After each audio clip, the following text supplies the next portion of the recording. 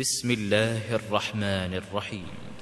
معزز مہمانان کرام، بزرگوں، دوستوں اور قابل احترام دینی ماؤں اور بہنوں، جدہ دعوت سینٹر حی السلامہ میں آپ کا یہ بھائی آپ کو خوش آمدید کہتا ہے، استقبال کرتا ہے، اور اللہ رب العالمین سے دعا کر رہا ہوں کہ اللہ رب العالمین ہم جس مقصد کے لیے یہاں جمع ہوئے ہیں، ہمارے مقصد کو شرف قبولیت عطا فرمائے اور ہمیں یہاں سے اللہ رب العالمین اپنی رضا اور خوشنودی عطا فرمائے، آمین یا رب العالمین۔ حضرات، یہ ہمارے لیے نہایت ہی سعادت کی بات ہے کہ آج ہمارے درمیان پاکستان کی ایک عظیم شخصیت، ایک عظیم خطیب ہمارے درمیان تشریف فرما ہیں، فضیلت شیخ قاری خلیل الرحمن حفظہ اللہ۔ آپ کراچی سے تشریف لائے ہیں عمرے کی سعادت حاصل کرنے کے لیے۔ اللہ رب العالمین آپ کے سفر کو، آپ کے عمرے کو اور آپ کی تمام عبادات کو قبول فرمائے، اور آپ کے اس یہاں آنے کو جدہ میں ہم سب کو آپ سے مستفید ہونے کا شرف عطا فرمائے، آمین یا رب العالمین۔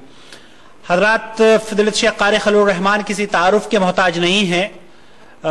گزشتہ سال بھی آپ تشریف لائے تھے اور مختلف مقامات پر آپ کی تقاریر ہوئی تھیں، جو کہ آڈیو کیسیٹس اور ویڈیو کیسیٹس یا وی سی ڈیز کے ذریعے پوری دنیا میں الحمدللہ اللہ تعالیٰ نے ان کو پذیرائی انہیں حاصل ہوئی ہے۔ یہاں آج کا جو پروگرام ہم نے رکھا ہے، چونکہ بہت ہی عجلت میں یہ پروگرام مرتب کیا گیا ہے، اس لیے بعض اخوان کو تو اس کا علم بھی نہیں ہے، لیکن اس کے باوجود بھی ہم نے یہ سوچا کہ چونکہ شیخ ابھی ہمارے درمیان موجود ہیں تو اس سے اچھا موقع کیا ہوگا کہ ہم آپ سے فضیلت شیخ سے مستفید ہوں۔ پروگرام انشاءاللہ تعالی اس کی نوعیت کچھ اس طرح کی ہے کہ فضیلت شیخ قاری خلیل الرحمن کا خطاب ہوگا، آپ قرآن خوانی، ایصال ثواب کے حکم کے بارے میں اور اس کی اسلام میں کیا حقیقت ہے وہ بیان فرمائیں گے۔ اس کے بعد جو سوالات اگر کچھ ہوں گے تو وہ سوالات فضیلت شیخ کے سامنے پیش کیے جائیں گے اور ان کے جوابات آپ سماعت فرمائیں گے۔ السلام علیکم ورحمۃ اللہ وبرکاتہ۔ قرآن خوانی اور ایصال ثواب، اس کی شرعی حیثیت کیا ہے، اس عنوان سے انشاءاللہ اللہ رب العالمین کی توفیق سے میں چند باتیں آپ کے گوش گزار کروں گا۔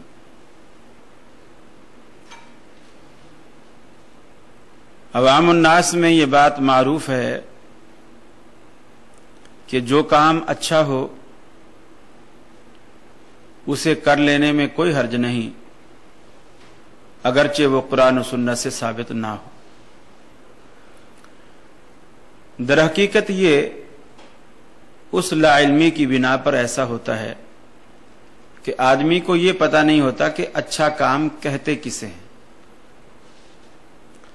قرآن و سنت میں اس کا پروف نہ ہونا اور پھر اس کام کو اچھا بھی کہنا، یہ دونوں متضاد باتیں۔ کچھ لوگوں کے ذہن میں یہ ہوتا ہے کہ میاں اسے اگر کر لیا جائے تو کیا حرج ہے۔ کچھ لوگوں کے ذہن میں یہ ہوتا ہے مانا کہ قرآن و سنت میں یہ بات نہیں ہے، لیکن میری تو نیت اچھی ہے، میرا تو ارادہ اچھا ہے، میں تو نیک ارادے سے ایسا کر رہا ہوں۔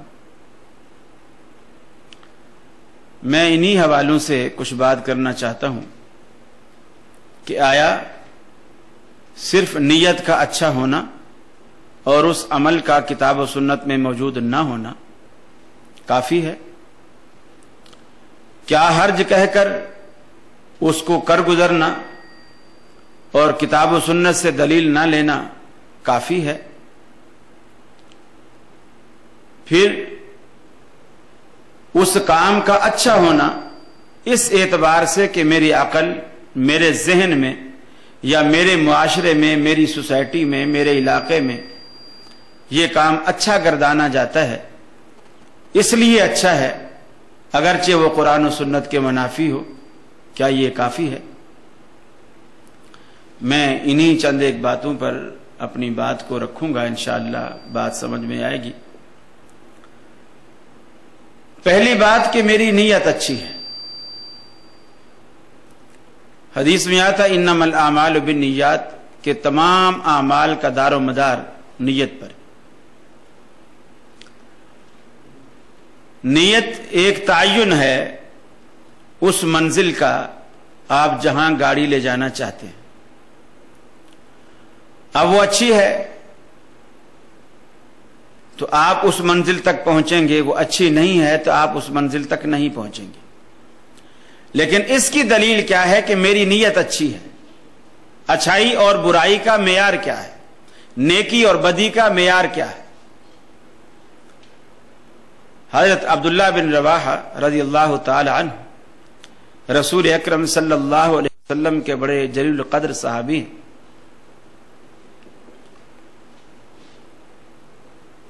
جمعرات کا دن ہے، رحمت عالم صلی اللہ علیہ وسلم نے ایک لشکر ترتیب دیا۔ حضرت عبداللہ بن رواحہ رضی اللہ تعالی عنہ کو اس لشکر کا امیر بنایا۔ حکم یہ کیا کہ تم نے رات یہاں مدینے میں نہیں ٹھہرنا ہے، تم نے چلے جانا ہے، اور صبح فلاں جگہ تم نے پہنچنا ہے، کل وہاں جنگ ہے، لڑائی ہے، جہاد ہے۔ صبح جمعے کا دن ہے۔ حضرت عبداللہ بن رواحہ رضی اللہ تعالی عنہ کے دل میں یہ بات آئی کہ یار جہاد پہ جانا ہے، سفر جہادی ہے، اس میں انسان ہمیشہ غازی بھی نہیں رہتا، شہید بھی ہوتا ہے۔ ہو سکتا ہے یہ میری زندگی کا آخری سفر ہو، آخری لڑائی ہو، اور میں اسی میدان میں کام آؤں اور شہید ہو جاؤں، تو کیوں نہ میں دوہرا اجر لوں۔ میرے پاس تیز رفتار سواری گھوڑا ہے جو اس وقت جنگوں میں بالکل اس کی وہی حیثیت تھی جو آج کل F-16 کی، بڑی ضرورت کی چیز تھی۔ اس نے کہا میرے پاس بڑی تیز رفتار سواری ہے، میں اس پر سفر کروں گا تو اپنے لشکر کو راستے میں ہی جا لوں گا، اور جمعہ بھی رسول اللہ صلی اللہ علیہ وسلم کے پیچھے پڑھ لوں گا۔ جہاد سے بھاگ نہیں رہا، موت سے ڈر نہیں رہا، بلکہ شہادت کے جذبے سے سرشار ہے۔ نیت اس کی نیک ہے، نیت میں کوئی فتور نہیں۔ وہ دوہرا اجر یوں لینا چاہتا ہے کہ شہادت بھی پالوں اور زندگی کا آخری جمعہ رسول اللہ صلی اللہ علیہ وسلم کی اقتداء میں ادا فرما لوں۔ یہ دونوں نیتیں ہیں اور نیک نیتی ہے۔ آپ نے جمعہ پڑھایا، رسول اللہ صلی اللہ علیہ وسلم کی نظر عبداللہ بن رواحہ پر پڑ گئی۔ آپ کو خیال آیا کہ میں نے تو اسے رات روانہ کیا تھا اور ہدایت کی تھی کہ تم نے نکل جانا ہے لشکر کے ساتھ، اور لشکر نے اس کی قیادت میں نکلنا تھا۔ رسول اللہ صلی اللہ علیہ وسلم نے سوال کیا، ما منعک ان تغدو مع اصحابک یا عبداللہ، اے عبداللہ تجھے کس چیز نے روکا ہے کہ تو صبح سویرے اپنے ساتھیوں کے ساتھ نہیں نکلا؟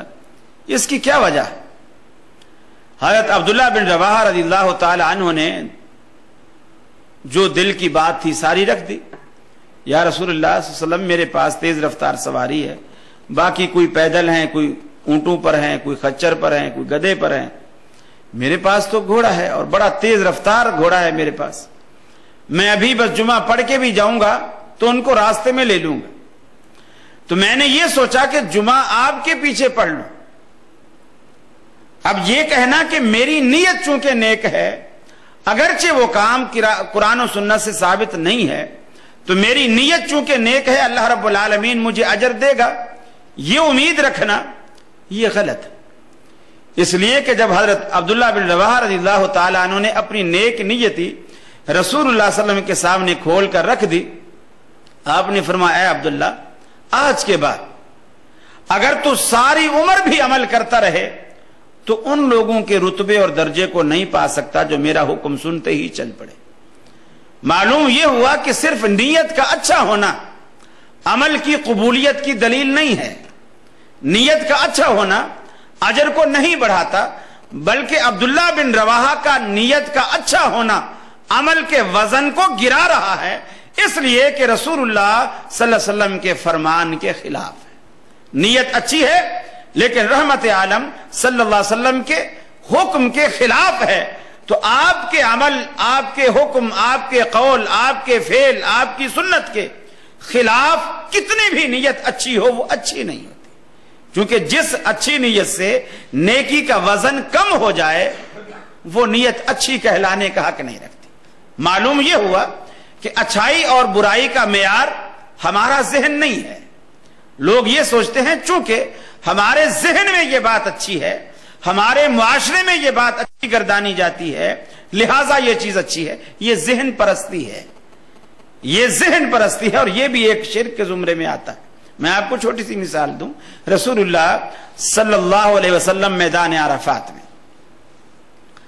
مغرب کا وقت ہو گیا اور آپ صلی اللہ علیہ وسلم نے قافلے کو، یہ حج کا موقع ہے، آپ نے قافلے کو حکم کیا کہ جلدی سے یہاں سے چل. حضرت بلال سمجھے کہ رسول اللہ صلی اللہ علیہ وسلم مغرب کی نماز کو بھول گئے. الصلاۃ الصلاۃ یا رسول اللہ، الصلاۃ یا رسول اللہ.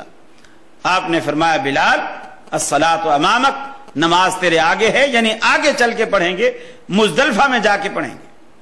اب مزدلفہ میں جا کر مغرب کا وقت پورا نکل جاتا ہے، مغرب کا وقت پورا نکل جاتا ہے. رسول اللہ صلی اللہ علیہ وسلم نے وہاں جا کر پہلے مغرب ادا کی، پھر عشاء ادا کی.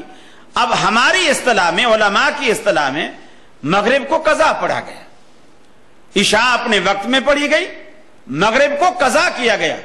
ایک روایت میں آتا ہے جس شخص نے عمدن، جان بوجھ کر ایک نماز بھی قضا کی، اس کو دوزخ میں 70 ڈبکیاں، 70 غوطے دیے جائیں گے. رحمت عالم صلی اللہ علیہ وسلم کا فرمان ہے. اور یہاں اللہ کے رسول خود جان بوجھ کر اپنی بھی نماز قضا کر رہے ہیں اور صحابہ کرام کی نماز بھی قضا کرا رہے ہیں. اور آپ نے جان بوجھ کر وقت کے ہوتے ہوئے، وقت عرفات میں ہوتا ہے، اور آپ جان بوجھ کر اس نماز کو آگے جا کر کے لیٹ کرتے ہیں، جبکہ قرآن مجید میں اللہ رب العالمین کا فرمان یہ تھا کہ ان الصلاۃ کانت علی المؤمنین کتابا موقوتا، نماز مسلمانوں پر اپنے وقت میں فرض ہے، اپنے وقت میں فرض ہے. اب اگر کوئی صحابی یہاں اٹھ کر کھڑا ہو کر یہ کہتا اللہ کے رسول ٹھیک ہے، آپ صحابہ کرام کو اکٹھا کریں، ان کے قافلوں کے سامان اونٹوں پر لا دیں، ایک 3 رکعت نماز پڑھنے میں ٹائم ہی کتنا لگتا ہے، میرے پاس تو کوئی زیادہ سامان بھی نہیں ہے، میں فٹافٹ پڑھ لیتا ہوں. رسول اللہ صلی اللہ علیہ وسلم کیا فرماتے؟ من عصا محمدن فقد عصا اللہ، جس نے محمد صلی اللہ علیہ وسلم کی نافرمانی کی اس نے اللہ کی نافرمانی کی. گویا اب یہ جو عقیدت ہے، کسی کو نماز سے عقیدت ہے، کسی کو روزے سے عقیدت ہے، کسی کو زکوٰۃ سے عقیدت ہے، کسی کو یتیموں سے شفقت سے عقیدت ہے، یہ جو عقیدت کے بت ہیں، اسلام نے ہر جگہ عقیدت کے بتوں کو توڑا ہے. اب کسی کو نماز کی لت پڑ جاتی، ایک ہے نماز کو فریضہ سمجھ کر پڑھنا، ایک ہے نماز کی لت پڑ گئی. بہت سارے لوگ کہتے ہیں جی میں عشاء کی نماز نہ پڑھوں تو مجھے نیند ہی نہیں آتی، کروٹیں بدلتا رہتا ہوں، فکر رہتی ہے. یہ ایک یا تو فریضے کی وجہ سے کہ اللہ رب العالمین کا فریضہ ہے میں نے ادا نہیں کیا، اس خوف سے کرتا ہے، اچھی بات ہے. اور اگر اسے لت پڑ گئی ہے کہ بچپن سے عادت پڑی ہوئی ہے کہ نماز پڑھ کے سونا ہے اور اس لت میں پڑھ رہا ہے تو اسے کوئی فائدہ نہیں. اب اللہ رب العالمین نے یہاں عقیدت کے وہ سارے بت توڑے ہیں کہ اگر کوئی شخص مغرب کو مغرب کے وقت میں پڑھتا ہے، عشاء کو عشاء کے وقت میں پڑھتا ہے، لیکن اس وجہ سے پڑھتا ہے کہ اسے عادت ہی یہ ہے کہ اگر مغرب کے وقت پہ نہ پڑھے تو اسے کھانا ہی ہضم نہیں ہوتا. آج اللہ نے کہا کھانا تیرا ہضم ہو یا نہ ہو، میں مغرب تجھ سے لیٹ کروا کے رہوں گا. اس لیے کہ اسلام یہ بتانا چاہتا ہے کہ اسلام ہے کیا. تیری عقیدت کا نام، تیری چاہت کا نام، تیری پسند اور ناپسند کا نام اسلام نہیں ہے، بلکہ اسلام وہ ہے جو اللہ رب العالمین نے محمد رسول اللہ صلی اللہ علیہ وسلم کے ذریعے آپ کے قول سے، آپ کے فعل سے، آپ کے عمل سے، آپ کی تقریر سے صحابہ کرام تک پہنچایا. وہ پورے کا پورا اسلام ہے. اور حج ایک ایسی عبادت ہے جس کے ذریعے اللہ رب العالمین نے عقیدت کے بے شمار بتوں کو پاش پاش کیا ہے. آپ اسی طرح مینا میں دیکھیں, حالانکہ رسول اللہ صلی اللہ علیہ وسلم کا فرمان ہے بیت اللہ کے اندر اگر کوئی شخص ایک نماز پڑھتا ہے اللہ رب العالمین کے ہاں اس کی گنتی 1,00,000 ہوتی ہے. بیت اللہ میں اگر کوئی شخص ایک نماز پڑھتا ہے اللہ کے ہاں اس کی گنتی 1,00,000 ہوتی ہے. لیکن 8 ذی الحجہ کو فجر کی نماز پڑھنے کے بعد حاجی سے اللہ رب العالمین کہتا ہے حرم چھوڑ دے, بیت اللہ چھوڑ دے. اور مینا کی جو فضیلت بیت اللہ کی حدیث میں بیان ہے مینا کی وہ فضیلت نہیں ہے کہ مینا میں جا کر نماز پڑھو گے تو وہاں 2,00,000 کا ثواب ہے, وہاں 1,50,000 کا ثواب ہے, کچھ بھی نہیں. حدیث میں مینا کی نماز کی فضیلت کا ذکر ہی نہیں ہے.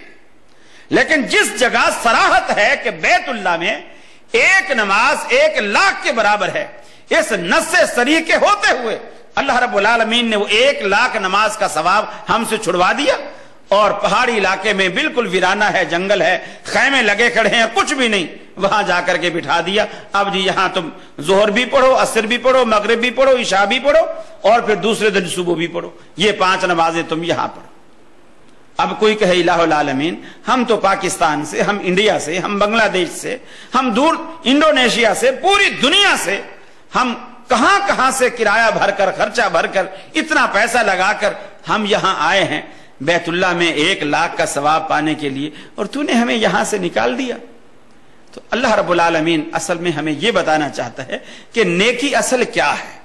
ایک چیز تجھے بھا رہی ہے, نیکی یہ نہیں ہے. ایک چیز اللہ کو ایسے بھا رہی ہے, اب ویسے کرنا نیکی ہے. آدم علیہ السلام کو اللہ رب العالمین نے جب تمام چیزوں کے نام بتا کر کھڑا کر دیا, فرشتوں سے پوچھا کہ تم بتاؤ, انہوں نے کہا ہمیں تو نہیں بتا. اللہ نے انہیں بتایا ہی نہیں ہے. اللہ رب العالمین نے آدم علیہ السلام سے کہا تم بتاؤ, انہوں نے بتا دیے. اب آدم علیہ السلام کی برتری فرشتوں پر جب واضح ہو گئی, اللہ رب العالمین نے فرشتوں سے کہا آدم کو سجدہ کرو. اذ قلنا للملائکۃ اسجدوا لآدم فسجدوا الا ابلیس. فرشتوں سے کہا کہ اس کو سجدہ کرو. اب پورا قرآن مجید بھرا پڑا ہے کہ غیر اللہ کو سجدہ حرام ہے, شرک ہے. غیر اللہ کا سجدہ حرام ہے اور شرک ہے. اللہ رب العالمین نے قرآن میں کہا, اللہ کے رسول نے احادیث میں کہا, تمام انبیاء اسی کی دعوت دیتے آئے کہ صرف اور صرف سجدہ کرو تو اللہ کو کرو, باقی تمام کی بندگی تم پر حرام ہے. اب یہاں فرشتوں سے کہا جا رہا ہے آدم کو سجدہ کرو. اب اگر کوئی شخص اسی کو دلیل بنائے کہ میاں دیکھو فرشتے تو بڑی نیک مخلوق ہیں, نورانی مخلوق ہیں, اور ان کے دامن میں تو گناہ ہی نہیں ہے, نیکیاں ہی نیکیاں ہیں, میں کیوں نہ فرشتوں والا کام کروں. اللہ نے فرشتوں سے کہا آدم کو سجدہ کرو, میں کیوں نہ فرشتوں والا کام کروں, میں بھی آدم کو سجدہ کروں گا.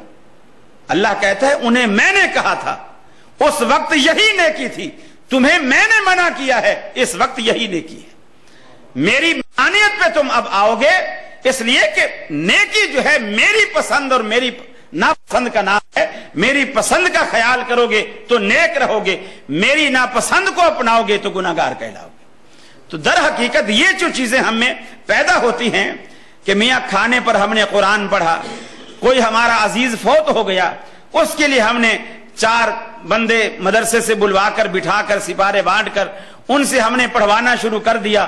انہوں نے 4 سپارے, 5 سپارے, 10 پارے یا 30 جنے آ گئے, ایک پارا سب نے پڑھ دیا. اس میں کیا فرق, کیا حرج ہے؟ پڑھا تو ہم نے قرآن ہے. میں نے یہ چند ایک مثالیں آپ کو دی ہیں کہ پڑھا ہم نے قرآن ہے, لیکن اس میں فرق ہے. اس لیے کہ یہ پڑھنا وہ پڑھنا ہے جو محمد رسول اللہ صلی اللہ علیہ وسلم سے ثابت نہیں. اللہ کے رسول کے زمانے میں بھی لوگ مکان بناتے تھے, اللہ کے رسول کے زمانے میں بھی لوگ فوت ہوتے تھے. آپ نے کسی کے ایصال کے لیے صحابہ کو اکٹھا کر کے پارے بانٹ کر یا حافظوں کو بلا کر کہ جی اس دور میں ابھی لکھا ہوا قرآن ہمارے پاس نہیں ہے, ہڈیوں پہ ہے, کپڑے پر ہے, چمڑے پر ہے, چلو حافظ بلا لو, وہ بیٹھ کر پارے بانٹ دیے کہ تم پڑھ لو. کبھی ایسا نہیں ہوا. اللہ کے رسول کے دور میں یہ ساری چیزیں تھی, یہ سارے لوازمات تھے. لیکن یہ طریقہ کار جو آج مسلمانوں نے اپنایا ہے, اللہ تبارک و تعالیٰ کے رسول کے دور میں یہ چیز نہیں اپنائی گئی تھی. اور بے شمار باتیں ہیں. دیکھیے رسول اللہ صلی اللہ علیہ وسلم نے بڑی وضاحت کے ساتھ فرمایا, کہ لا یؤمن احدکم، تم میں سے اس وقت تک کوئی شخص مسلمان نہیں ہو سکتا، مومن نہیں ہو سکتا، حتی اکون احب الیہ من والدہ وولدہ والناس اجمعین، جب تک کہ اسے میری ذات اس کے والدین سے، اس کے عزیز و اقارب سے، اس کے دوستوں سے، اس کی اپنی ذات سے سب سے زیادہ محبوب نہ ہو جائے۔ اور اس کے محبوب ہونے کا معنی کیا ہے کہ دوسری روایت میں فرمایا لا یؤمن احدکم حتی یکون ہواہ تابعا لما جئت بہ، میری ذات تمہیں کیسے محبوب ہوگی، کیسے پتا چلے گا کہ تم واقعی اللہ تبارک و تعالیٰ کے رسول کی ذات سے محبت رکھتے ہو، یہ پتا کیسے چلے گا؟ لا یؤمن احدکم حتی یکون ہواہ تابعا لما جئت بہ، اس وقت تک تم مومن کہنے کا حق نہیں رکھتے جب تک کہ تمہاری تمام خواہشات، تمہاری پسند ناپسند، تمہارے ذہنی معیار، تمہاری ہر چیز جو ہے وہ میری شریعت، اس چیز، اس قانون اور اس دستور کے تابع نہ ہو جائے جو میں لایا۔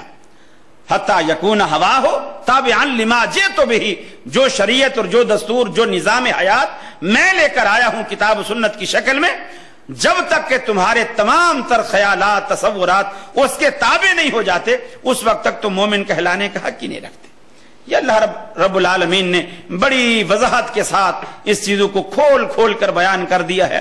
اگر کوئی سمجھے تو اللہ رب العالمین نے بڑی عبرت رکھی ہے ان باتوں میں، اور قرآن مجید میں اللہ رب العالمین نے یہی بات ہمیں کہی، فرمایا فَلْيَحْذَرِ الَّذِينَ يُخَالِفُونَ عَنْ أَمْرِهِ أَن تُصِيبَهُمْ فِتْنَةٌ أَوْ يُصِيبَهُمْ عَذَابٌ أَلِيمٌ، ڈرنا چاہیے ان لوگوں کو پیغمبر علیہ الصلوۃ والسلام کی مخالفت کرتے ہوئے۔ فَلْيَحْذَرِ الَّذِينَ يُخَالِفُونَ عَنْ أَمْرِهِ أَن تُصِيبَهُمْ فِتْنَةٌ أَوْ يُصِيبَهُمْ عَذَابٌ أَلِيمٌ، اگر تم پیغمبر علیہ الصلوۃ والسلام کی مخالفت کرو گے تو ممکن ہے رب العالمین تمہیں کسی دردناک عذاب میں مبتلا کر دے، او یصیبہم عذاب علیم، بڑی مصیبت میں ڈال دے یا دردناک عذاب میں ڈال دے پیغمبر علیہ الصلوۃ والسلام کی مخالفت سے۔ اللہ کے حبیب نے ایک اور مقام بھی فرمایا من اطاع محمدا فقد اطاع اللہ، جس شخص نے محمد عربی صلی اللہ علیہ وسلم کی اطاعت کی، آپ کی پیروی کی، آپ کا کہا مانا، آپ کی بات مانی، فقد اطاع اللہ، اس نے گویا اللہ رب العالمین کی اطاعت کی، اللہ رب العالمین کی بات مانی۔ ومن عصى محمدا فقد عصى اللہ، اور جس شخص نے محمد صلی اللہ علیہ وسلم کی نافرمانی کی اس نے اللہ کی نافرمانی کی۔ ومحمد فرق بین الناس، اور محمد عربی لوگوں کے درمیان تفریق پیدا کرنے والے ہیں، کفر اور شرک کے درمیان، اسلام اور غیر اسلام کے درمیان۔ ومحمد فرق بین الناس، ایک کسوٹی ہے تمہارے درمیان، ایک پیمانہ ہے تمہارے درمیان، ایک معیار ہے تمہارے درمیان جس پر ہر چیز کو لا کر تم پرکھ سکتے ہو۔ جس لیے دنیا میں آپ کا اختلاف ہوتا ہے سنار کے ساتھ، میاں میں نے پیسے سونے کے دیے ہیں اور تو نے زیور پیتل کے بنا کے دیے ہیں، آپ لڑتے ہیں۔ میں نے پیسے سونے کے دیے ہیں اور تو نے زیور پیتل کے بنا کے دیے ہیں۔ اب وہ کہتا ہے کہ نہیں بھائی مجھ سے قسم کھلا لو، مسجد میں کھڑا کر لو، جیسے پاکستانی لوگوں کا طریقہ ہے، سب پہ قرآن رکھوا لو، جو مرضی کرا لو، میں نے سونا دیا ہے، سونے کے ہی زیور بنائے ہیں، میں نے پیتل شامل نہیں کیا۔ اب آپ کہتا نہیں یہ پیتل ہے، وہ کہتا نہیں یہ سونا ہے، اب آپ کا جھگڑا ہو گیا۔ اب کیا ساری عمر جھگڑتے رہیں گے؟ اس کے اختلاف کا کوئی طریقہ، اس اختلاف کو مٹانے کا اس کا حل کوئی نہیں ہے، صرف جھگڑتے ہی رہیں گے۔ اب دوسری دکان سے، تیسری دکان سے، مارکیٹ میں سے 10 سنارے اٹھ کے آ گئے، بھئی کیا بات ہے، 1 گھنٹہ ہو گیا تو میں ہو رہی، کیا بات ہے، کیوں لڑ رہے ہو؟ کہ جی میں نے اس کو پورے پیسے دیے ہیں سونے کے اور اس نے زیور بنا کے دیا ہے سارا پیتل کا ہے۔ اب وہ کہہ رہا ہے نہیں جی میں نے بالکل سونا لگایا ہے، ایک رتی برابر بھی اس میں ملاوٹ نہیں۔ اب وہ کہیں گے میاں کیوں جھگڑتے ہو؟ تو معاملہ آسان ہے، ان کی یہاں کالے رنگ کا پتھر ہوتا ہے جس کو وہ کسوٹی بولتے ہیں، ذرا سا اس پر گھسائیں گے، اس پہ سونے کا رنگ آئے گا، 1 قطرہ تیزاب کا ڈالیں گے، اگر تو وہ رنگ اڑ گیا، پیتل ہے، تانبا ہے، سلور ہے، جو مرضی اسے کہہ لو، اور اگر تیزاب کا قطرہ پڑنے کے بعد بھی ویسے کا ویسا ہے، یا بغیر تیزاب ڈالے بھی ان کو پہچان ہوتی ہے، آپ اس پہ اس کو رگڑتے ہیں، رگڑنے سے ان کے رنگت سے، چمک سے پتہ چل جاتا ہے، کسوٹی سے رگڑنے سے پتہ چل گیا کہ جی یہ معاملہ صحیح ہے یا غلط ہے، بتا دیں گے بھائی آپ غلط جھگڑ رہے ہو، اس نے زیور جو ہے صحیح بنایا ہے۔ اور اگر پتہ چل گیا تو بتائیں گے بھی بالکل دکاندار کا قصور ہے، اس میں تو 100% ملاوٹ ہے۔ اختلاف مٹ گیا۔ اب آپ کہتے ہیں جی مجھے بخار ہے، ڈاکٹر نے ہاتھ آپ کے نبض پہ ہاتھ رکھا، ڈاکٹر نے کہا جی بالکل یہ بہانہ بنائے کھڑا ہے، اس کو بخار نہیں، اس کو بالکل بخار نہیں ہے۔ اب ایسا ہوتا ہے، اسکولوں میں بچے پڑھتے ہیں، مدارس میں بچے پڑھتے ہیں، استاد جی چھٹی چاہیے، بھی کیوں کیا بات ہے؟ جی بخار آ رہا۔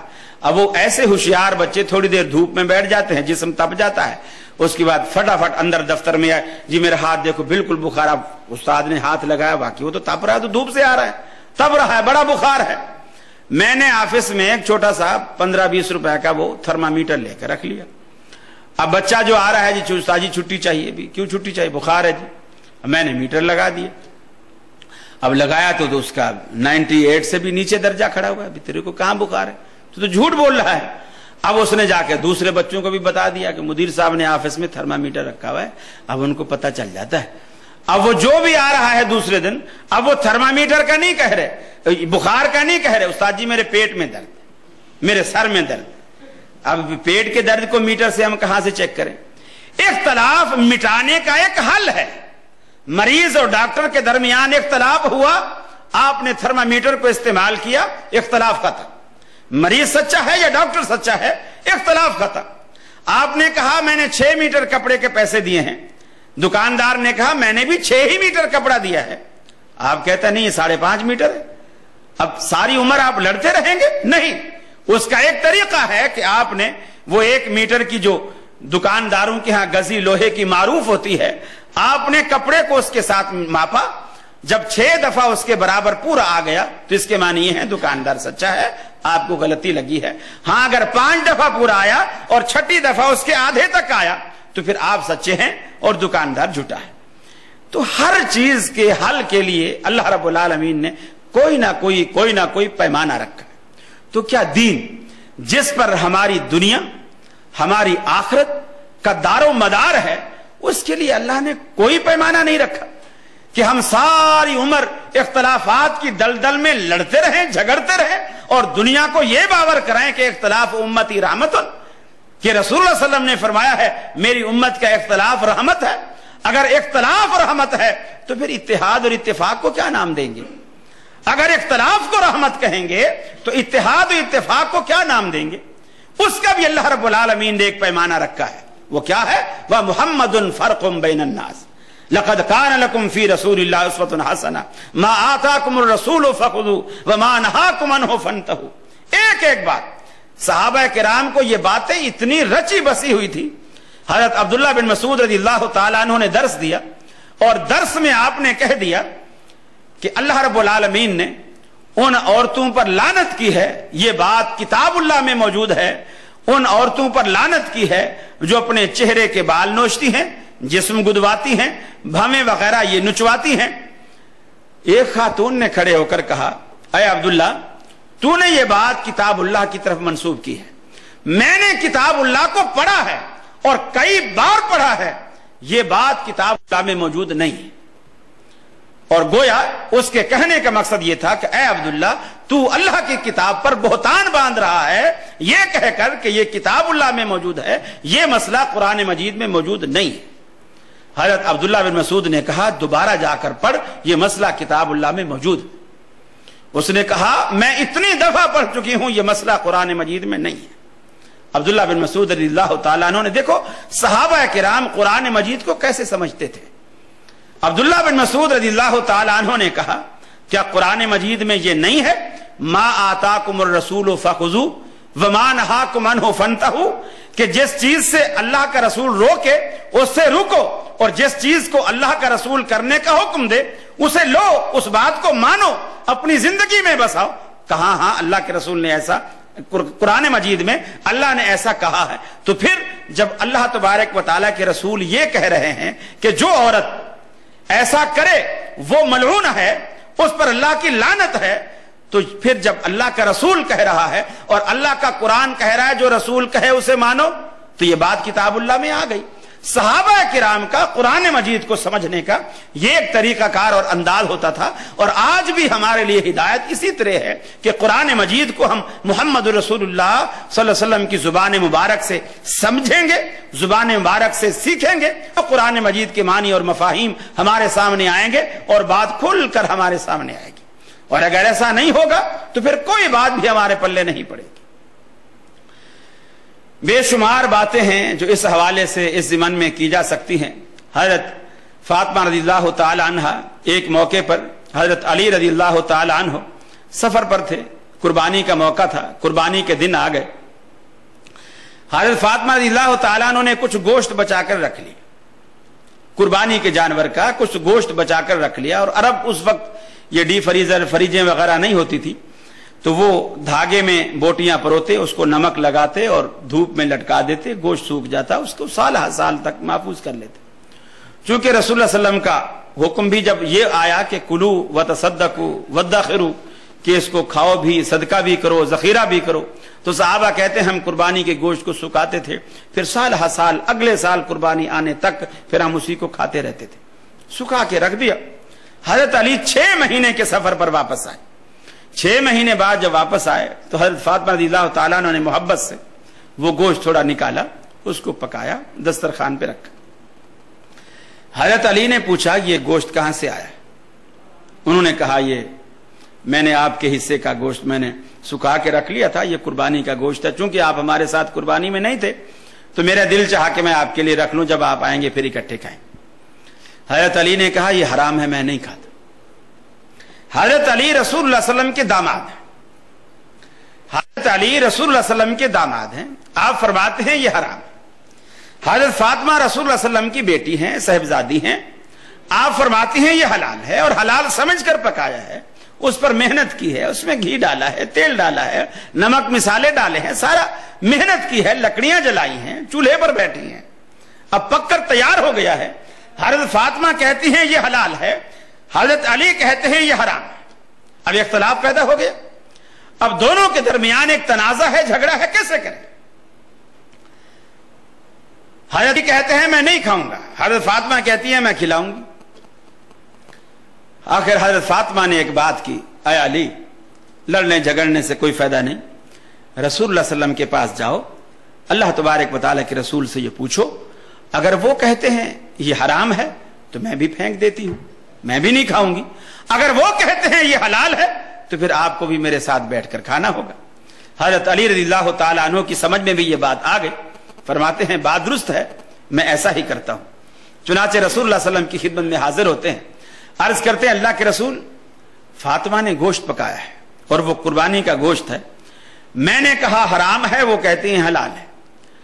دیکھو آپ نے بھی یہ نہیں کہا کہ علی فاطمہ ٹھیک کہتی ہے چونکہ میری بیٹی ہے، ہمارے ہاں دلائل کچھ اس طرح کے ہوتے ہیں، یہ صحیح کہتا ہے چونکہ اللہ کے رسول کا قریبی زمانہ اس نے پایا، اللہ کے رسول کا قریبی زمانہ اس امام نے پایا ہے، باقی امام اس کے بعد کے ہیں، ان میں فاصلہ، ان میں بہت زیادہ ہے، چونکہ اللہ کے رسول کا قریبی ہے، قریبی زمانہ اس نے پایا ہے، اس کی بات زیادہ وزنی ہوگی۔ صحابہ کرام اس طرز پر نہیں سوچتے تھے۔ اللہ کے رسول نے یہ نہیں کہا اے علی تو میرا داماد ہے، تیرا رشتہ مجھ سے فاطمہ کے نکاح کے بعد بنتا ہے، جبکہ فاطمہ کا رشتہ تو اس کی پیدائش سے مجھ سے جڑ گیا تھا، وہ میرے زیادہ قریبی ہے، لہٰذا فاطمہ کی بات جو ہے وہ زیادہ صحیح ہے۔ آپ نے یہ نہیں دلیل دی، آپ نے علی رضی اللہ تعالیٰ عنہ سے پوچھا علی تو جو کہتا ہے کہ یہ حرام ہے تو کس بنیاد پر کہتا ہے؟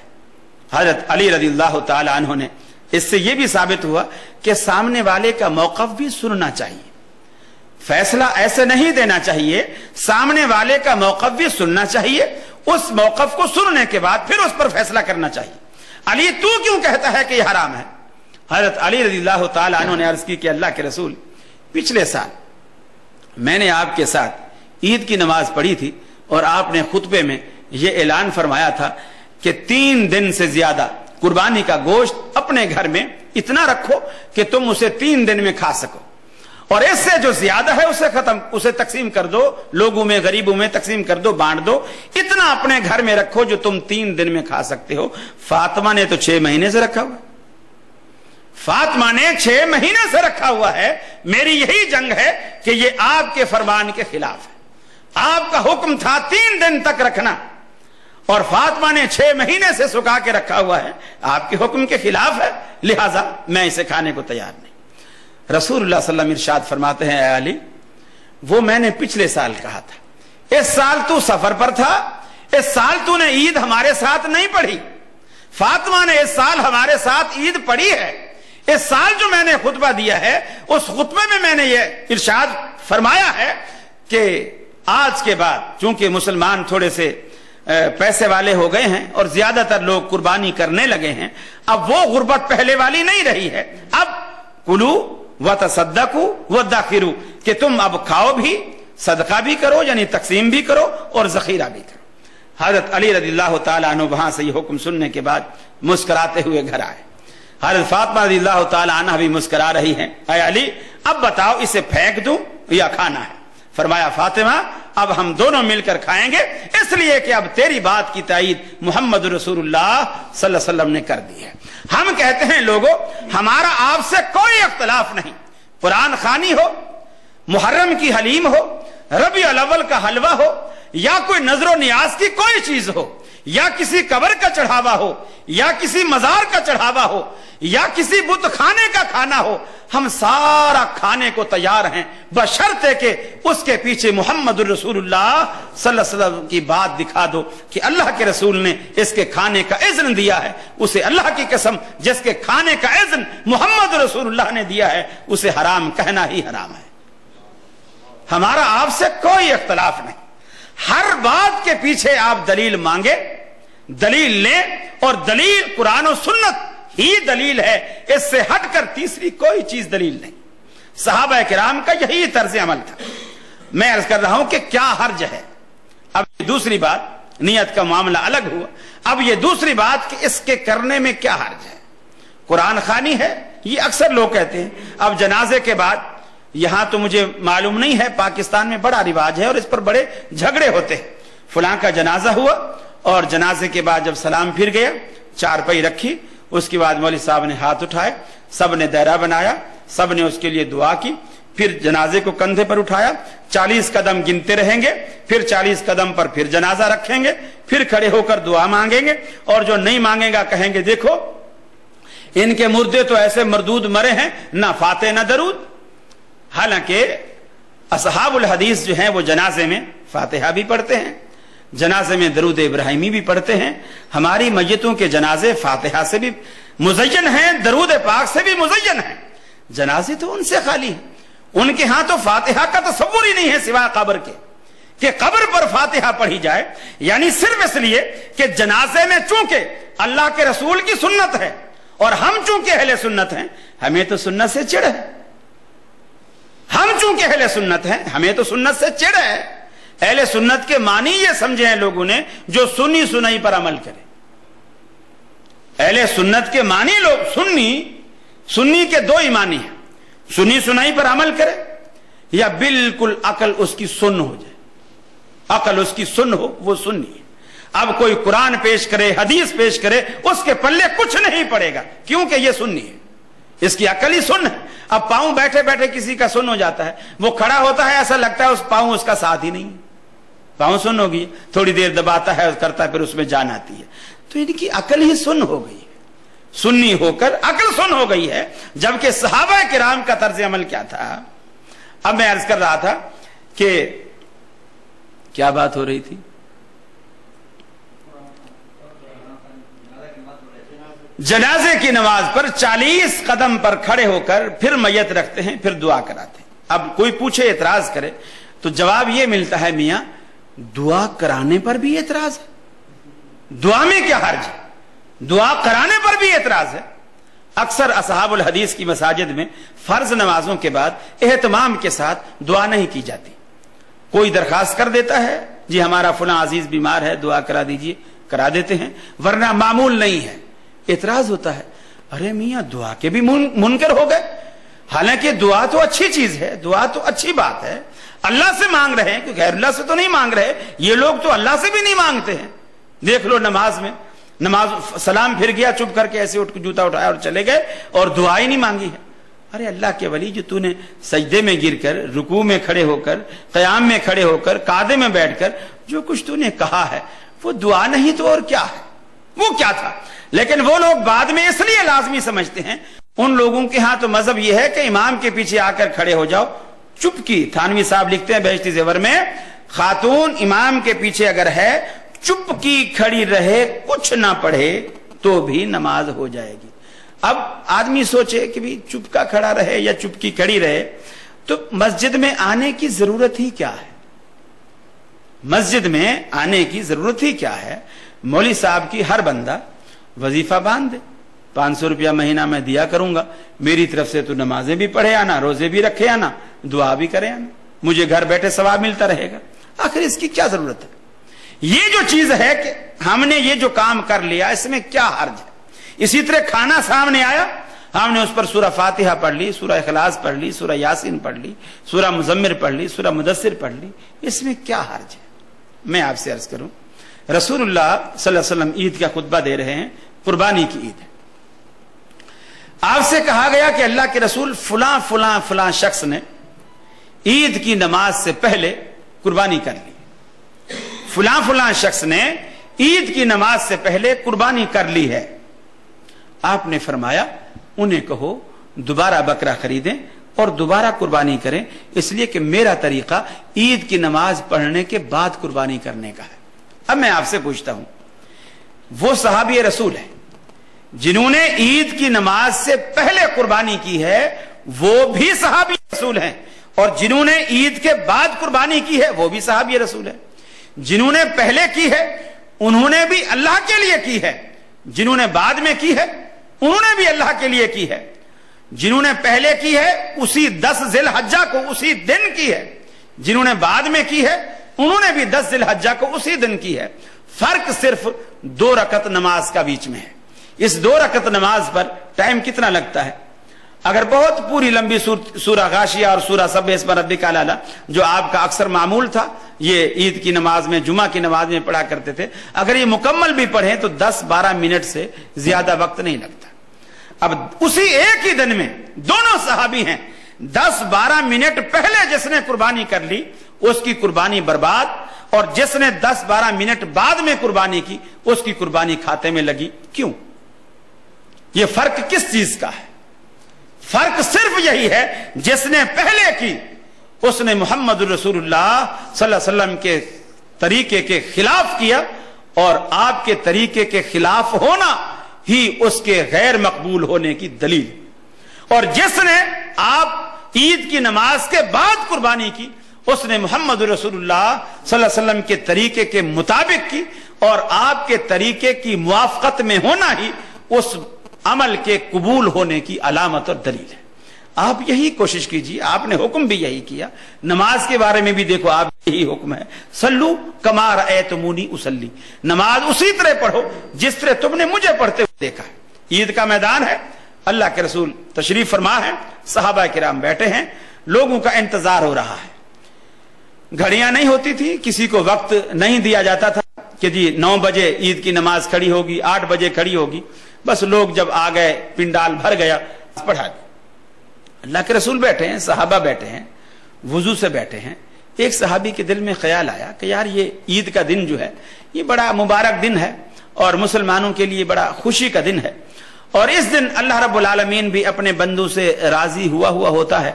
چونکہ رمضان کے روزے رکھ کر بندہ جب عید کے دن آ بیٹھتا ہے تو وہ ایسے لگتا ہے جیسے پورا مہینہ اس نے مزدوری کی ہے اور آج اللہ کے دربار میں مزدوری لینے آیا بیٹھا ہے.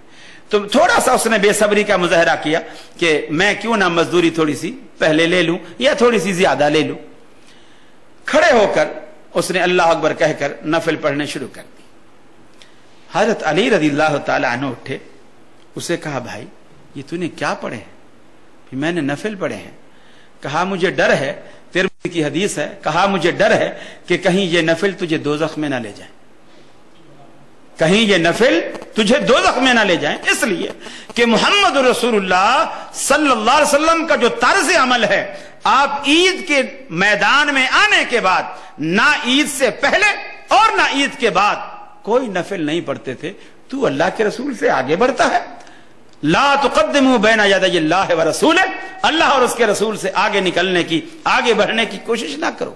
اب وہ نفل ہیں، صحابی رسول ہے پڑھنے والا، عید کا دن ہے، وضو سے پڑھ رہا ہے، قبلہ رخ پڑھ رہا ہے، اور اسی طریقے پر پڑھ رہا ہے جو رسول اللہ صلی اللہ علیہ وسلم کا طریقہ ہے، طریقے میں کوئی تبدیلی نہیں کر رہا، صرف اس جگہ، اس موقع پر، اس محل پر اللہ کے رسول سے چونکہ ثابت نہیں، حضرت علی فوراً کہتے ہیں کہ مجھے ڈر ہے کہ کہیں یہ نماز، یہ نفل تجھے دوزخ میں نہ لے جائیں۔ اب آدمی عقل سے سوچے کہ کبھی نماز بھی دوزخ میں لے جاتی ہے کسی کو، نماز جیسا عمل یہ بھی کبھی کسی کو دوزخ میں لے جائے گا، یہ کیسے ہو سکتا ہے؟ اب آپ دیکھیے ایک اور نفل، رسول اللہ صلی اللہ علیہ وسلم جب معراج سے واپس آتے آپ فرماتے ہیں بلال تو کیا عمل کرتا ہے کہ پہلے تو مجھے تیرے قدموں کی آہٹ سنائی گئی، جب میں نے پلٹ کے دیکھا کہ تو ہے، یعنی تو جنت کے اندر چل رہا ہے، تو کیا عمل کرتا ہے؟ اللہ کے رسول اور تو کوئی خاص عمل مجھے یاد نہیں ہے، بس یہی جو آپ سے سیکھے ہیں، جب بھی وضو کرتا ہوں اس کے بعد وضو کے تحیت الوضو کے 2 نفل جو ہیں وہ میں ضرور پڑھ لیتا ہوں۔ آپ نے فرمایا تیرا یہی وہ عمل ہے جس نے تجھے اتنا اللہ کے قریب کر دیا ہے۔ اب بلال بھی نفل پڑھتا ہے، وہ بندہ جو عید کے میدان میں پڑھ رہا ہے وہ بھی نفل پڑھ رہا ہے، بلال بھی اللہ کے لیے پڑھتا ہے، وہ بھی اللہ کے لیے پڑھتا ہے۔ بلال نے بھی 2 رکعتیں پڑھی، اس نے بھی 2 رکعتیں پڑھی، بلال بھی صحابی ہے، وہ بھی صحابی ہے۔ ایک کی نماز دوزخ میں لے جا رہی ہے اور ایک کی نماز جنت میں چلتا ہوا دکھا رہی ہے، فرق کس بات کا ہے؟ فرق یہ ہے کہ جس کی نماز جنت میں چلتا ہوا دکھا رہی ہے وہ نماز محمد رسول اللہ صلی اللہ علیہ وسلم کی سنت کے مطابق موافقت میں ہے، مطابقت میں ہے، اور جو نماز عید کے میدان میں عید سے پہلے پڑھی جا رہی ہے رسول اللہ صلی اللہ علیہ وسلم کی سنت کے مخالفت میں ہے، اس کا مخالف ہونا دوزخ میں لے جا رہا ہے، اس کا مطابق ہونا جنت میں لے جا رہا ہے۔ آج بھی پیمانہ یہی ہے، آج بھی یہی پیمانہ ہے۔ اللہ رب العالمین نے جو اس دین کو 1400 سال کے لیے، یعنی 1400 سال گزر گئے اور آگے قیامت تک کے لیے اسی دین کو کافی رکھا اور مزید کسی پیغمبر کے آنے کی ضرورت اللہ رب العالمین نے محسوس نہیں کی، اس کی وجہ یہی ہے کہ قیامت تک آنے والے ادوار کے تمام تقاضے یہی دین پورے کرتا ہے۔ یہی دین قیامت تک آنے والے جتنے بھی ادوار ہیں تمام کے تقاضے یہی دین پورے کرے گا۔ یہ چیز جب انسان سوچتا ہے، سمجھ لیتا ہے، تو انشاءاللہ العزیز باقی سارے مسئلے اس پر حل ہو جاتے ہیں۔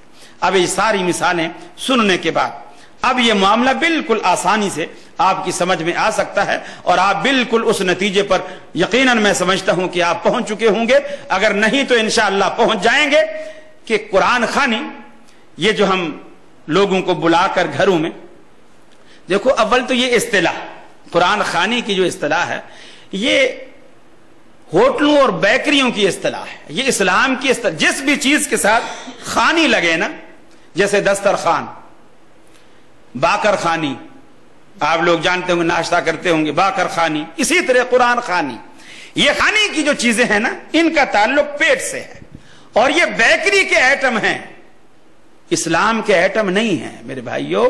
قرآن خوانی بھی بیکری کا ایٹم ہے، اور میں دعوے سے کہتا ہوں آپ کسی بھی بدعت میں سے کھانا نکال دیجئے، کسی بھی بدعت سے کھانا نکال دیجئے، اور اس کے بعد دیکھیے کتنے علماء ہیں جو آپ کو فتویٰ دیں کہ 11ویں بھی کرو، آپ کو فتویٰ دیں ربیع الاول بھی بناؤ، یہ بھی سب کچھ ختم ہو جائے گا یار۔ صبح سے دوپہر تک بندر روڈ پر جلوس نکال کر دھوپ میں ہم کھڑے رہیں اور پھر دوپہر کو کھانا بھی گھر میں جا کے کھائیں، تو پھر ایسے جلوس کا کیا فائدہ؟ یہ ساری چیزیں خود بخود ختم ہو جائیں گی، خود بخود ختم ہو جائیں گی۔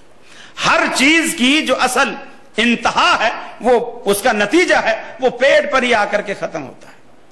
ہر بات کا نچوڑ پیٹ پر آ کر ختم ہوتا ہے، اور ایسی سچی بات ہے۔ اب یہ مثال کے طور پر آپ نے مولوی صاحب کے آگے کھانا رکھا، اب وہ ختم شریف، اب اس میں سے اگر خوشبو، جیسے کپڑے میں سے خوشبو آتی، خوشبو آئی، اس کو پتا چلا یہ دار کو لہسن کا بھنگار لگا، اب وہ 3 دفعہ کلو والا پڑے گا، ہاں جی ختم ہو گیا، لے جا 3 دفعہ قل واللہ پڑھے گا، اس لیے کہ اندر دال کی خوشبو، اور دال مولویوں کی کوئی مرغوب غذا نہیں ہے۔ اس کے بعد دوسرے گھر سے دوسرا تھال آیا، وہ بھی ڈھکا ہوا ہے، لیکن اس میں سے تھوڑی سی بروسٹ کی خوشبو آ رہی ہے، تھوڑی سی دیسی گھی کا حلوے کو تڑکا لگا ہوا ہے، وہ خوشبو آ رہی ہے۔ اب وہ سورہ یاسین، سورہ ملک، سورہ مزمل، یہ اتنی ساری، یعنی جیسی ویرائٹی ویسا قرآن اس کے اوپر پڑھا جائے گا، وہ اس کی جو حیثیت ہے وہ اس کو پوری دی جائے گی۔ اب اس کے اوپر یہ ساری چیزیں پڑھی جائیں گی، اس کے بعد وہ لے کر جائیں گے اور باقی دیگ میں ڈالیں گے، اس کو ملائیں گے اور کریں گے۔ میرے بھائیوں، یہ چیزیں بالکل خرافات ہیں۔ مجھے اچھی طرح یاد ہے، ہم دیوبندیوں کے ہاں پڑھتے تھے، کسی کے ہاں فوتگی ہوتی، لوگ استاد جی کے پاس آتے اور آ کر کے کہتے استاد جی کوئی طالب علم ہمارے پاس 10-12 طالب علم بھیج دو، ہماری نانی فوت ہو گئی، ہم نے قرآن خوانی کروانی۔ کوئی آ کے کہتا کہ جی ہماری نانی دادا فوت ہو گئی، ہم نے آیت کریمہ کا ختم کروانا ہے، چلے جاتے تھے۔ اب مدرسے کا نظام ایسا تھا، آج کل تو ماشاءاللہ ایسا فینسی نظام ہو گیا ہے، باورچی مدارس کے اندر ہوتے ہیں، کھانے پینے کا انتظام اچھا ہوتا ہے۔ جب اس دور میں ایسا ہوتا تھا، یہ باورچی وغیرہ کا انتظام مدارس میں نہیں ہوتا تھا، بلکہ گھروں والے کھانا بھیجتے تھے، یا طالب علم گھر سے کھانا لے کر آ کر بڑے برتن میں سارا اکٹھا کرتے تھے، استاد جی اسے مکس کرتے تھے اور مکس کر کے پھر اس کو بچوں کو حصہ بقدر جسہ کے تحت اس کو بانٹتے تھے۔ روٹیاں بھی گن کے دی جاتی تھی، بھی اس کا اتنا قد کاٹ ہے، اس کو 2 روٹیاں، اس کو 1.5 روٹی، اس کو آدھی روٹی، اس کو 1 روٹی، اس حساب سے۔ اب کبھی ایسا بھی ہوتا ہے چھوٹے کو بڑے سے زیادہ بھوک لگتی، تو ایسا بڑا یعنی ایک ہوتا تھا۔ اور یہ بھی کہ آپ نے دیکھا ہوگا مولویوں کی اکثر توندیں نکلی ہوئی ہوتی ہیں، گردنیں موٹی ہوتی ہیں۔ اس کی بھی ایک مین وجہ یہی ہوتی ہے کہ جب ہر گھر سے کسی سے گوشت، کسی سے دال، کسی کے ہاں سے ساگ، کسی کے ہاں سے سبزی، کسی کے ہاں سے کڑی، کسی کے ہاں سے کچھ، وہ ساری جب اتنے سارے وٹامنز ایک جگہ روزانہ اس کو ملیں گے تو گردنیں تو پھولیں گی۔ باقی آدمی گھر میں روزانہ جو کھاتا ہے ایک آدھ چیز، کتنا بھی مالدار ہو زیادہ تر 2 چیزیں بنا لے گا، اب اس کو وہ قوت روزانہ میسر نہیں ہوتی جو ان کو وہاں میسر ہوتی۔ اب ہم بڑا انتظار کیا کرتے تھے کہ یار کوئی دعوت شاوت آئے اور کہیں کوئی بلاوا آئے، وہاں ہم جائیں، تاکہ ایک چیز کھانے کو دل چاہتا تھا کہ یہ مکس روز مکس کھاتے ہیں، کوئی ایک چیز ملے، آلو ملے، بھلے گوشت ملے، دال ملے، ایک چیز ملے۔ اب وہ بلاتے تھے، اب استاد جی نے کبھی 10-12 لڑکے چھانٹ کے بھیج دیے۔ اب اگر وہ آیت کریمہ کا ختم ہے تو وہ گٹھلیاں ہوتی تھیں گھسی پٹی، اب وہ تھیلی بھری ہوتی تھی، کیا ہے جی 1.25 لاکھ گٹھلیاں ہیں، وہ بھی بغل میں ڈالی اور چلے جا رہے ہیں۔ اب وہاں سفید چادر بچھائی اور اس کے اوپر گٹھلیاں ڈال دی۔ یا اگر قرآن خوانی کا ختم ہے تو وہ قرآن کے سپارے ایک پارا جلد کیا ہوا ہوتا تھا، وہ سب بانٹ دیتے۔ یقین مانیے طلباء اتنی بے ایمانی کرتے، بس ایسے ورق کھولا، یوں دیکھا، وہ ورق پلٹ دیا، یوں دیکھا، ورق پلٹ دیا، کچھ پڑا، کچھ بھی نہیں۔ اچھا اب گٹھلیاں پڑھ رہے ہیں، اب ایک گٹھلی ڈالی اور اس پہ پورا لا الہ الا انت سبحانک انی کنت من الظالمین، اب اتنی دیر لگ رہی ہے ایک گٹھلی پہ۔ یا کسی نے کہا جی درود کا ختم کرانا ہے، اب اللہم صلی اللہ پورا اتنا لمبا درود ہے، بڑی دیر لگ رہی ہے۔ اب صبح بیٹھے ہیں 8 بجے سے بیٹھے ہیں، 11 بج گئے ہیں، ابھی تک سمجھو آدھی ڈھیری بھی نہیں۔ بڑی پریشانی کہ یار یہ تو 4 بج جائیں گے، یہ تو مدرسے سے زیادہ مہنگا کھانا پڑا ہمیں یہاں تو اب ہم اسے گھر والے سے کہتے ہیں کہ بھائی یار پیاس لگی ہے، تھوڑا سا پانی وانی لا، چونکہ وہ بھی ساتھ بیٹھ کے پڑھتا تھا۔ اب وہ پانی وانی لینے کے لیے گھر میں چلا گیا۔ بچے کیا کرتے، ایسے چلو بھرا، اللہم صلی علی محمد، اللہم صلی علی محمد۔ اب وہ جو ایک گٹھلی اٹھا رہے تھے، اب وہ سارا چلو بھر کے، اب وہ جیسے پانی لے کر آئے، ڈھیری ختم۔ استاد جی بھی ساتھ، جو ہمارے بڑے مانیٹر ہوتے، کبھی کوئی استاد ساتھ ہوتا، ماشاءاللہ جی بچوں نے بڑی ہمت کی، چلو جی دسترخوان لگاؤ جی، اللہ قبول کرے جی، یہ کرے جی، وہ کرے جی۔ اس کے بعد وہ کچھ بچوں کی جیب خرچ کے طور پر بھی 5 روپے 2 روپے 4 روپے بچوں کو جو خوش کرنے کے لیے وہ دے دیتے تھے۔ یقین مانیے اگر انہوں نے کھانا اچھا کھلایا ہوتا اور پیسے بھی زیادہ دیے ہوتے، ہم سارا راستہ یہی دعا کرتے، اللہ کرے ان کا کوئی اور مرے، اللہ کرے ان کا کوئی اور مرے۔ میرے بھائیو، پیسہ بھی لٹاتے ہیں، خرچ بھی کرتے ہیں، اور بجائے دعا کے بد دعا لیتے ہیں۔ یہ ثمرہ ہے خلاف سنت کام کرنے کا، خلاف سنت جب انسان کرتا ہے اللہ رب العالمین اس کو ایسی سزا دیتا ہے. دیکھیے قرآن مجید پڑھیے, قرآن مجید پڑھنے سے کوئی نہیں روکتا. آپ گھر میں روزانہ قرآن پڑھیے. اس کو آپ اگر قرآن خوانی کا نام دیتے ہیں تو ہمیں کوئی اعتراض نہیں. آپ روزانہ قرآن گھر میں پڑھیے, بچوں سے کہیے روزانہ فجر کو اٹھ کر قرآن مجید, فجر کی نماز کے بعد قرآن مجید پڑھیں. ایک پارا, آدھا پارا, پاؤ پارا, جتنا اللہ توفیق دے اس کو روزانہ ایک معمول بنا لے. لوگوں نے دکانوں پر حافظ باندھے ہوئے ہیں. یہاں کا تو مجھے پتہ نہیں, پاکستان میں تو بالکل حافظ جی پر مقرر ہوتا ہے, وہ اس دکان سے نکلے گا, اس دکان میں, اس دکان سے, ہر دکان والا اس کو 500 روپیہ مہینہ دے گا, ہر دکان میں روزانہ پارا پڑھے گا. پتہ نہیں کتنی دکانیں ایک حافظ نے لے رکھی ہوتی ہیں. اور جب وہ حافظ کراچی سے پنجاب جا رہا ہوتا ہے تو وہ دکانیں بیچ کے جاتا ہے. دکانیں بھی بکتی ہیں. یعنی وہ میرے پاس جی 15 دکانیں ہیں, فی دکان 1000 روپیہ ہے, تو آج کے بعد جو ہے یہ دکانیں تیری ہو گئی, تو میرے کو 15,000 روپیہ دے دے, تو یہ دکانیں تیری ہو گئی. اور دکانداروں کو پتہ ہی نہیں ہوتا, بیٹھے بیٹھے بک جاتے. تو یہ ایسے سلسلے بنائے ہوئے ہیں, یہ سارے پیٹ سے ان کا تعلق ہے. اب جہاں تک ایصال کا تعلق ہے کہ اس کے قرآن مجید پڑھ کر, کھانے پر پڑھ کر, یا گھر میں بانٹ کر ویسے پڑھا کر, یا گھسی پٹی گٹھلیوں پر کچھ پڑھوا کر ہم اس کو ایصال کرنا چاہیں, تو کیا یہ ممکن ہے کہ اس کا ثواب آگے جاتا ہو؟ رسول اللہ صلی اللہ علیہ وسلم نے فرمایا, مسلم کی روایت ہے, اذا مات الانسان انقطع عملہ, جب انسان مر جاتا ہے, دنیا سے رخصت ہوتا ہے, اس کے عمل کے سارے دروازے بند ہو جاتے ہیں. اس کے عمل کے سارے دروازے بند ہو جاتے ہیں. الا من ثلاث, صرف 3 چیزیں ہیں جو باقی رہتی ہیں.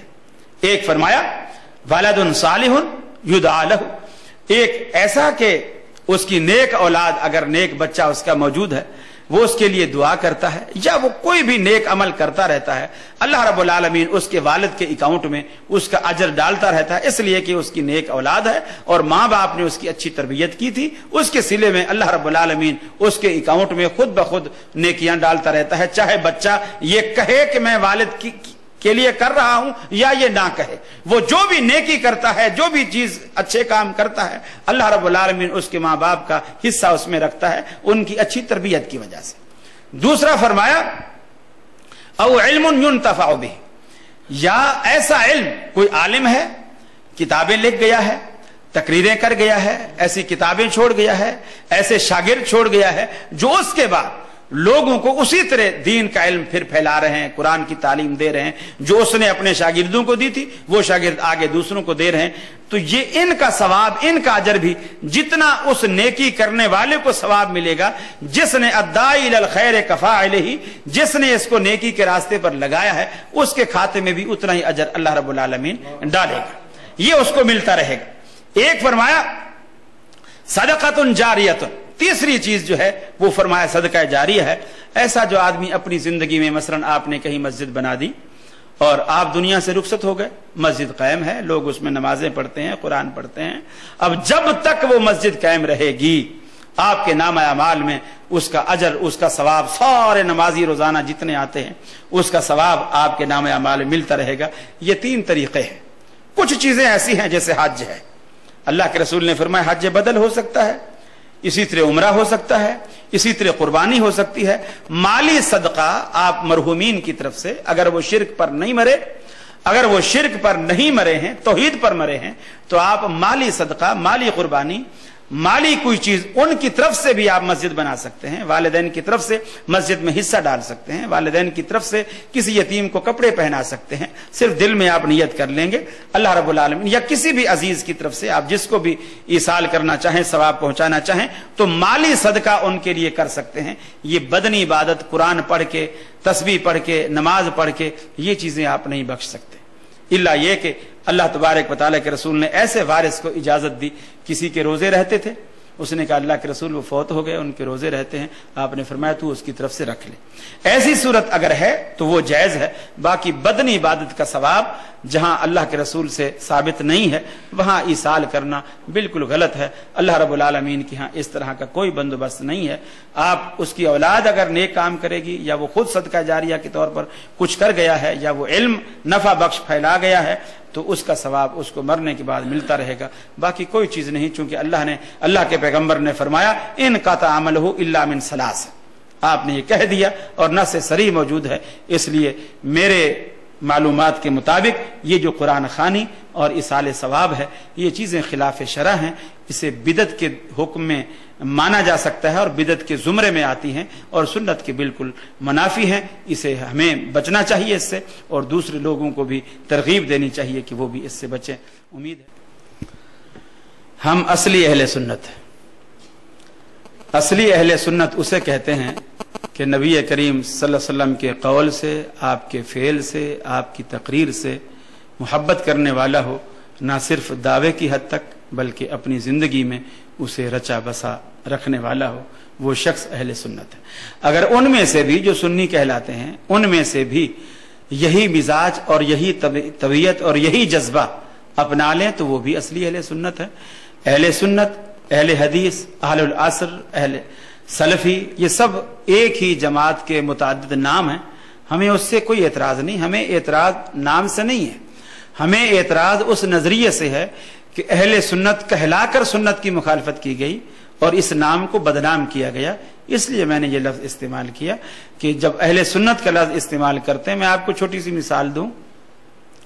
مثال کے طور پر بعض آپ کے بورڈ لگا ہوا ہو کہ باٹا شوز، آدمی دور سے اس کی جوتی ٹوٹ گئی، اب وہ دور سے بورڈ پڑے گا کہ یہ باٹا شوز لکھا ہوا ہے، یہاں مجھے جوتی ملے گی، یا مسجد میں نماز پڑھنے گیا تھا، کسی نے اس کی جوتی اٹھا لی، اب ننگے پاؤں گھر نہیں جا سکتا، قریب میں باٹا شوز کا اس نے بورڈ پڑھا، آ رہا ہے، اندر جب آیا تو اندر تو جوتی کہیں بھی نہیں، ادھر ٹنڈے، بیگن، کدو، آلو، مٹر، بھنڈیاں، یہ چیزیں رکھی ہوئی۔ آپ کہیں گے یار میں اتنی سفر کر کے آیا ہوں، گاڑی میں نے کہاں روکی، راستہ نہیں تھا گاڑی آنے کا، میں وہاں سے دھوپ میں پیدل آیا ہوں، صرف بورڈ پر کر آیا ہوں، اور اندر تو کہیں جوتا نہیں ہے، اندر تو آلو، ٹنڈے، بیگن، تو سبزی کی دکان۔ تو آپ کہیں گے یار تو نے دھوکہ کیا ہوا ہے، تو دھوکے باز ہے۔ یہی کام اگر مولوی کریں جو سبزی والے نے کیا ہوا ہے تو کیا وہ دھوکے باز نہیں ہے؟ اہل سنت کا بورڈ پڑھنے کے بعد آپ کے دل میں ایک آرزو ہوتی ہے کہ میں کچھ جا کر کے سنت پاؤں، سنت سیکھوں، سنتیں سیکھوں، سنتیں لوں۔ آپ یہ جا کر جاتے ہیں، جب اندر دیکھتے ہیں دائیں سے بائیں، آگے سے پیچھے پوری کی پوری دکان بدعتوں سے بھری ہوئی ہو تو آپ اسے کیا کہیں گے؟ تو میں نے یہ طنز اس لیے کیا ہے کہ اہل سنت کہہ کر اس نام کی لاج نہ رکھنا اور اس نام کی تقدس کو پامال کرنا یہ معیوب ہے۔ جزاکم اللہ خیر، احسن الجزاء۔ فضیلت شیخ، ہمارے شہر جدہ سے کچھ لوگ عالم اسلام کے لیے ایک تحریک چلا رہے ہیں، اسلام کے نشر و اشاعت کا پروجیکٹ ٹی وی پر یا ٹی وی چینل کا انعقاد کرنے کا مشروع شروع کر رہے ہیں، آپ اس سلسلے میں کیا فرماتے ہیں؟ کیا ہمیں ان کے ساتھ تعاون کرنا چاہیے؟ بالکل میری ناقص عقل کے مطابق تعاون کرنا چاہیے، اس لیے کہ شیطان اس قدر زور پکڑ رہا ہے اور میڈیا کے حوالے سے یہ باتیں اس قدر آسانی سے بڑی تیزی کے ساتھ تھوڑے وقت میں زیادہ علاقوں تک وہ بات پہنچ رہی ہے، اور حق والے اگر یہ سوچ کر بیٹھے رہیں گے کہ یہ شیطان کا راستہ۔ میں آپ کو چھوٹی سی ایک حدیث سناؤں۔ رسول اللہ صلی اللہ علیہ وسلم نے حضرت عمر رضی اللہ تعالیٰ عنہ کے بارے میں ایک بات کہی تھی کہ عمر ایک ایسا شخص ہے جس راستے پر چلتا ہے شیطان وہ راستہ چھوڑ دیتا ہے، جس راستے پر چلتا ہے شیطان وہ راستہ چھوڑ دیتا ہے۔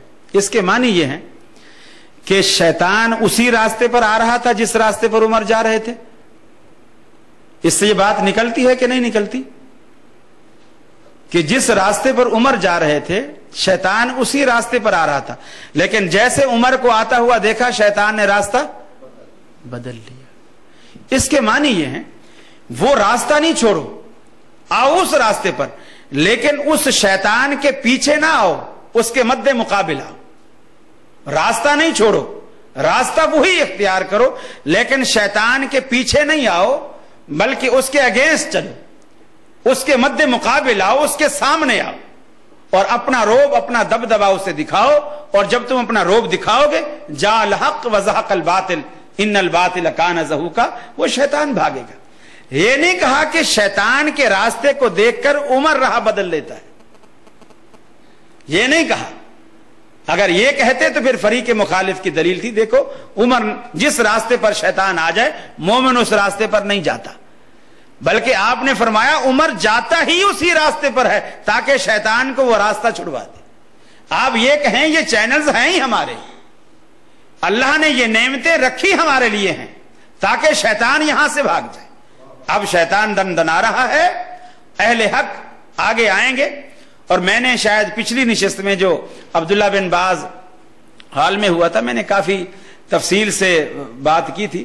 اب یہ پروگرام بھی چونکہ کھڑے کھڑے ہو رہا ہے، وہ ذرا بیٹھے بیٹھے تھا، تھوڑا سا تھک بھی گیا ہوں میں، اس لیے زیادہ ڈیٹیل تو نہیں کر سکتا. البتہ اسلام کا مزاج یہ رہا ہے کہ جس بھی دور میں کفر جس راستے سے آیا ہے اسلام نے اسی راستے سے اس کو مار دی ہے، وہی چیز استعمال کی ہے. میں آپ کو ایک مثال، فرعون جادوگروں کے بیس پر، جادوگروں کے زور پر فرعون جو ہے وہ دندناتا تھا، کرتب دکھاتا تھا اور لوگوں سے کہتا تھا یہ دیکھو میری قدرت کا کمال ہے، میری قدرت کا کرشمہ ہے، لہذا مجھے مانو. اللہ رب العالمین نے اس کے مقابلے میں موسیٰ علیہ السلام کو بھیجا.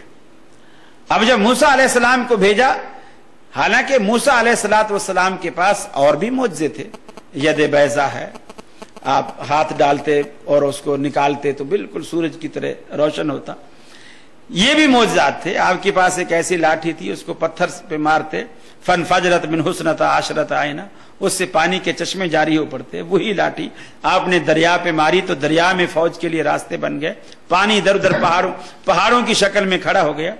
لیکن چونکہ فرعون کی دربار میں فرعونیوں نے جو اپنے کرتب دکھائے وہ یہ تھے کہ انہوں نے رسیاں ڈالی اور لوگوں کی نظر پر یہ دھوکہ کیا کہ وہ سانپ نظر آئے، اور جو مجمع وہاں دیکھ رہا تھا ان کو ایسا لگا کہ یہ سانپ پھر رہے ہیں.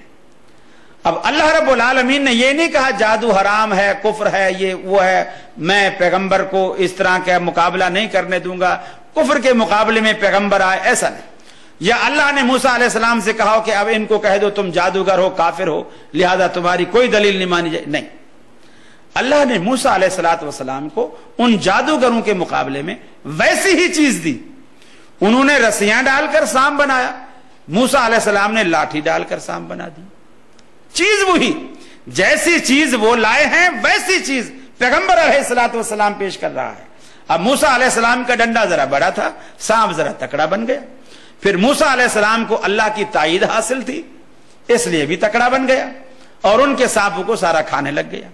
اب وہ سارے جادوگروں نے جب دیکھا کہ یہ اگر جادو ہوتا تو کم از کم ہماری رسیوں کو کھاتا نہیں، یہ جو کھا گیا ہے یہ جادو نہیں، یہ کوئی اصلی چیز ہے. سارے کے سارے جادوگر سجدے میں گر گئے اور موسیٰ علیہ السلام پر ایمان لے آئے. کب؟ جب موسیٰ علیہ السلام نے ویسا ہی ہتھیار ان کو پیش کیا جیسی چیز وہ لائے تھے.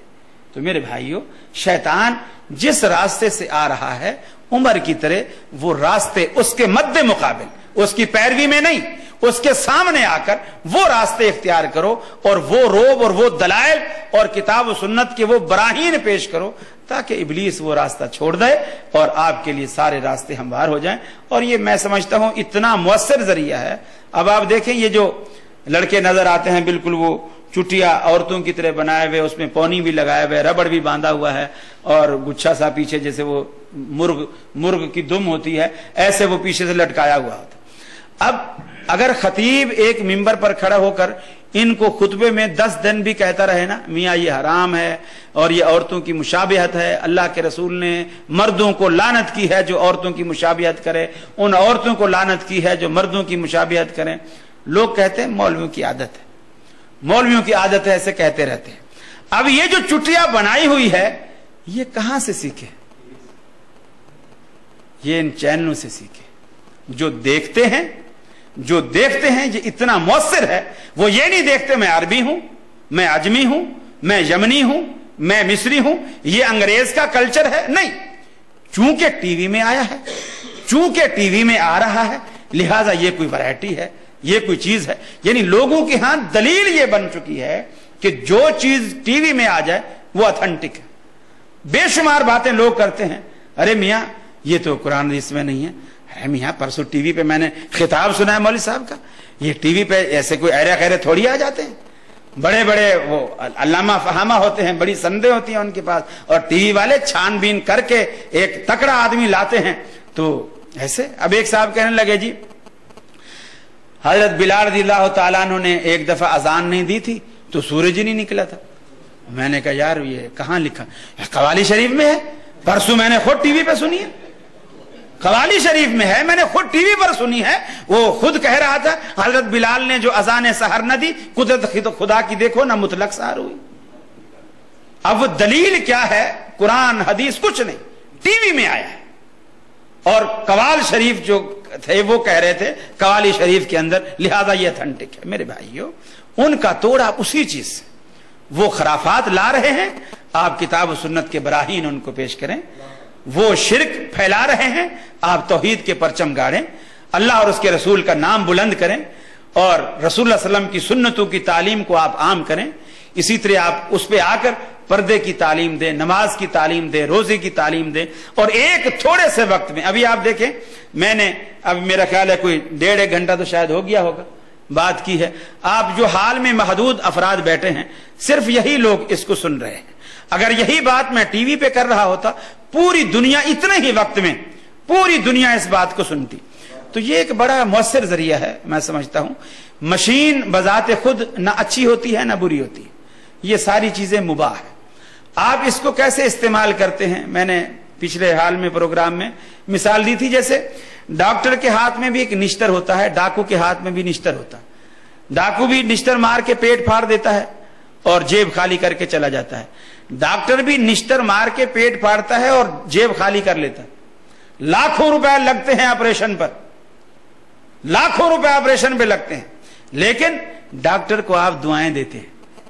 उसने लाख रुपया भी लिया, पेट भी फाड़ा, खून भी इतना सारा निकाला, फिर जब आप अच्छे भले होकर घर आ जाते हैं, आप कहते हैं यार इस डॉक्टर को तो अल्लाह ने मेरे लिए फरिश्ता बनाकर भेजा, मुझे तो नई जिंदगी मिल गई। अब निश्तर दोनों के पास में है, लेकिन दोनों के अजाइम में फर्क है। एक आपको मारना चाहता है, एक वही काम करके आपको बचाना चाहता है। तो यही तरीका, यही मीडिया का हाल है कि आप उससे अच्छा काम लें, आप कुरान फैलाएं, सुन्नत फैलाएं, तिलावत को फरोग दें, कुरान की तालीमात को फरोग दें, मुख्तलिफ जुबानों में उसके तराजम पेश करें, मुख्तलिफ जुबानों में उसमें तकारीर हूं, मुख्तलिफ मौज़ूआत पर तकारीर हूं, उस पर बल्कि मुनाजरे, जब एक चैनल ही अपना होगा उस पर आप खुलकर मुनाजरे भी करें और मुकाबले भी करें। दोनों, दूसरे मसलक का आदमी, तीसरे मसलक का आदमी बैठा है और उसमें किताब और सुन्नत का दाई भी बैठा है, दलाइल के साथ बात हो रही है, सुनने वालों बड़ी दिलचस्पी से उसको सुनेंगे, देखेंगे। मौलवी भले ना माने, लेकिन सुनने वालों को बहुत फायदा होगा। मैं भाई आकिल साहब का और आप तमाम अहबाब का शुक्रगुजार हूँ। आप इतनी मोहब्बत से इतनी देर तक बैठकर आपने बड़ी लगन के साथ मुझे बर्दाश्त किया। जज़ाकुमुल्लाह खैर। अस्सलामु अलैकुम। जज़ाकुमुल्लाह खैर, अहसनुल जज़ा। शेख, हम सब आपके शुक्रगुजार हैं। अल्लाह रब्बुल आलमीन आपकी हिफाजत फरमाए और आपको अमन व सलामती के साथ अपने अहल व अयाल में वापस लौटाए।